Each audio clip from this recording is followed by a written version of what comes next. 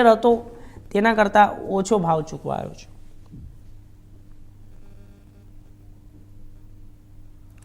Vadodara Padra Gambhira bridge દુર્ઘટનાનો મામલો છે। તંત્રના અણધડ વહીવટનો બોલતો પુરાવો સામે આવ્યો છે। ગંભીરા બ્રિજ પર બનેલ દુર્ઘટના પણ તંત્ર બેજવાબદાર R&B વિભાગે દિવાલ ચણાવી દીધી છે। બ્રિજના એક તરફના ભાગમાં રોડ પર દિવાલ ચણી દીધી। જો કે તંત્ર એક વખત આંધળું સાબિત થઈ ગયું।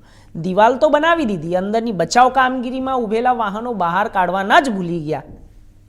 બ્રિજ પરની કોઈ વાહન અજાણતા પસાર ન થાય તે માટે દિવાલ બનાવી દીધી। જો કે અંદર રેસ્ક્યુ કરનાર વાહનો હોવા છતાં દિવાલ ચણી દીધી। દિવાલ ચણતા ચણતા અંદર રહેલા વાહનો ફસાયા। અંદર વાહનો હોવા છતાં દિવાલ ઊભી કરી નાખી।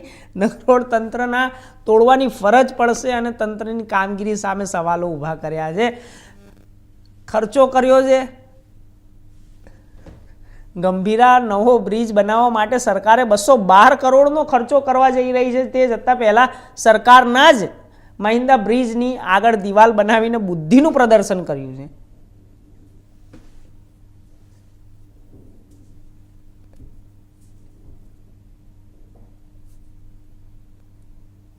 જામનગર શહેરમાં શાળાએ બાળકોને મૂકવા